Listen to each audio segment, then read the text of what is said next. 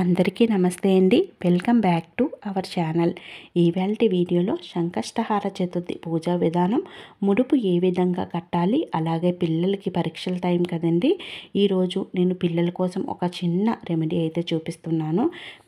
మనం చక్కగా పిల్లల చేత పూజ ఏ విధంగా చేయించాలి, ఒకవేళ పిల్లలకి ఎగ్జామ్స్ అంటే చదువుల కోసం కాదండి, వివాహం కోసం కావచ్చు, లేదా ఉద్యోగం కోసం కావచ్చు, ఏదైనా ప్రమోషన్ కోసం కావచ్చు, సంతానం కోసం కావచ్చు, ఉన్నత చదువులు పిల్లలు చదవాలి అనుకునే వాళ్ళు కావచ్చు, ఏది అయినా సరే మన మనసులో కోరిక సంకటహార చతుర్థి పూజ ఆచరించడం వల్ల సత్వరంగా మనకి త్వరగా కోరిక అన్నది నెరవేరుతుంది అని చెప్తారు. అయితే ఖచ్చితంగా ఈ సంకటహార చతుర్థికి చాలా మహిమ ఉంటుందండి. ఈరోజు ఎవరైతే స్వామివారిని ఇన్ని నెలలు అని సంకల్పించుకొని 1 నెల 3 నెలలు 5 నెలలు 7 నెలలు 9 నెలలు 11 21 నెల అంటే నెలకి ఒక్కసారి మనకి పౌర్ణమి తర్వాత చతుర్థి వస్తుంది కదండి. ఆ రోజు మనం సంకష్టహార చతుర్థి వ్రతాన్ని ఆచరించవలసి ఉంటుంది. అయితే ఈ పూజ పెద్దగా మనం ఏమీ చేయవలసిన అవసరం లేదండి. స్వామివారికి ఇష్టమైన జిల్లేరు పూలు, గరికను, అదేవిధంగా పాల తాలికలు, పాలు, ఏవైనా నైవేద్యాన్ని, స్వామివారికి ఇష్టమైన ఉండ్రాళ్ళు, ఇలా ఏవైనా సమర్పించి చక్కగా స్వామివారికి అష్టోత్తరాలు, హార సూత్రం ఉంటుంది, అది చదువుకొని అష్టోత్తరాలు చదువుకుంటూ ముడుపు కట్టి స్వామివారికి పూజ చేయాలి. అయితే నేను ఇక్కడైతే ఫోటో పెట్టుకున్నాను కదండి. ఒకవేళ ఫోటో కానీ విగ్రహం కానీ లేదు, పూజ చేయలేని వాళ్ళు చక్కగా పసుపు గణపతిని కూడా పెట్టుకొని పూజ చేసుకోవచ్చు. ఇవే ఉండాలని ఏమీ లేదండి. మనసు ఉంటే మార్గం ఉంటుంది. స్వామివారికి మనకి ఉన్న దాంట్లో చక్కగా పూజ చేసుకోవచ్చు. ఒక్క సంకటహార చతుర్థి రోజే కాదండి, బుధవారాలు కూడా ఇలా చేసుకోవచ్చు. మనకి ఏ పని కానీ ప్రత్యేక పూజ కానీ తలపెట్టినప్పుడు గణపతిని ఆరాధిస్తూ ఉంటాము. అయితే సంకటహార చతుర్థి పూజ అనేది ప్రత్యేకం. ఈరోజు గణపతిని ఆరాధించడం వల్ల మనం కోరిన కోరిక శీఘ్రంగా నెరవేరుతుంది. అలాగే ప్రతి నెల కూడా పౌర్ణమి తర్వాత వచ్చే చతుర్థిని సంకటహార చతుర్థి అంటాము. దీన్నే సంకష్టహార చతుర్థి అని కూడా అంటారు. ఈ 2025 సంవత్సరంలో మాఘమాసంలో వచ్చే సంకష్టహార చతుర్థి ఫిబ్రవరి 16వ తేదీన వచ్చింది. అయితే స్వామివారికి ముందుగా మనం ముడుపును ఎలా కట్టాలో చూద్దామండి. 3 గుప్పెళ్ళ బియ్యము, మనం చిల్లరి డబ్బులు, 2 ఖర్జూరాలు, 2 గుండు వక్కలు, లక్ష్మీప్రదం అంటామండి, 2 పసుపు కొమ్ములు, ఇవి ఏవైనా వేసుకోవచ్చు. తాంబూలం కూడా పెట్టుకోవచ్చు.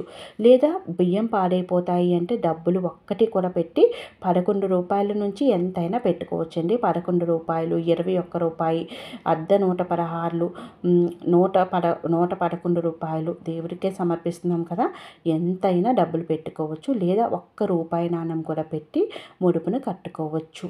బియ్యం వేయాలి, ఎండు ఖర్జూరాలు వేయాలి, ఇవన్నీ ఏమీ లేదండి. బియ్యం ఒక్కటి వేసి చక్కగా రూపాయి పెట్టుకొని మనం ముడుపు కట్టుకోవచ్చు. లేదా తాంబూలము, అన్నీ ఉన్నాయి, అన్నీ పెట్టి పూజ చేసుకోవచ్చు. ముందుగా కొంచెం పసుపు కుంకుమ వేసి అప్పుడు ముడుపులో బియ్యం వేయాలి.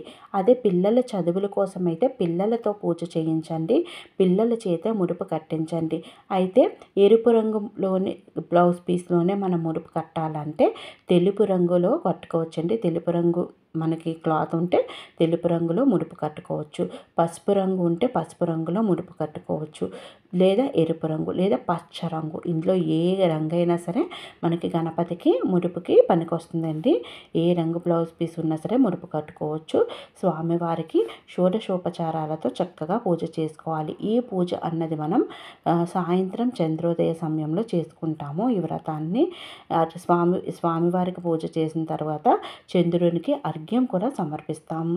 అయితే మనం చతుర్థి ఫిబ్రవరి 16వ తేదీ అని చెప్పాను కదండి. మనకి చవితి తేదీ అనేది ఫిబ్రవరి 15 శనివారం రోజే రాత్రి 10:29 నుండి ప్రారంభమైంది.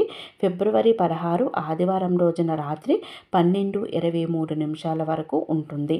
అయితే ఈసారి విశేషం ఏంటి అంటే మాఘమాసంలో వచ్చే ఆదివారంతో కలిసి 3వ ఆదివారంతో కలిసి మనకి చవితి తిథి వచ్చిందండి.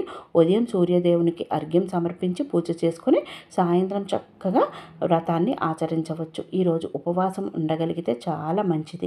ఒకవేళ ఆరోగ్యరీత్యా బాగాలేని వాళ్ళు కానీ చంటి పిల్లల తల్లులు కానీ ఉంటే వాళ్ళు ఉపవాసం లేకుండా ఏదైనా అల్పాహారం కానీ పండ్లను కానీ పండ్ల రసాలను తీసుకొని చేసుకోవచ్చు. మన శక్తి మేరకు మనం పూజ చేసుకోవాలి కదండి. అయితే పిల్లలకి చదివేవన్నీ కూడా గుర్తుండాలి, జ్ఞాపకం ఉండాలి, మేధస్సు పెరగాలి అనుకునే వాళ్ళు చక్కగా పిల్లలతోని పూజ చేయించండి. ఓం గం గం గణపతి నమః అనే మంత్రాన్ని చదివించండి, లేదా గణపతి స్తోత్రాలు వస్తే చదివించండి.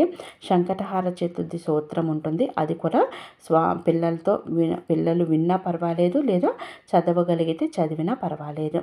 స్వామివారికి గరికతో పూజ చేయడం చాలా విశేషం. ఎర్రని పుష్పాలు సమర్పించి పూజ చేసి తాంబూలాన్ని సమర్పించి బెల్లం కానీ పాల తాలికలు కానీ ఉండ్రాళ్ళు కానీ ఇలా ఏవైనా సరే అటుకులు బెల్లం కానీ స్వామివారికి ప్రసాదాన్ని నివేదన చేయాలి.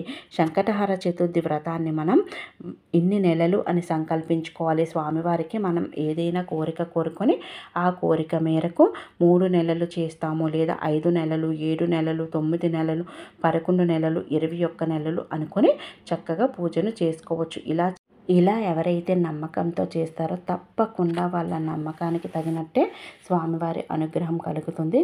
కొబ్బరికాయ ఉంటే కొబ్బరికాయ కొట్టుకోండి, లేదా సింపుల్గా పూజను అయితే చేసుకోవచ్చు. అయితే సంకటహార చతుర్థి మనకి కథ కూడా ఉంటుందండి. ఆ కథను చదువుకొని మనం గూగుల్లో సెర్చ్ చేస్తే వస్తుంది.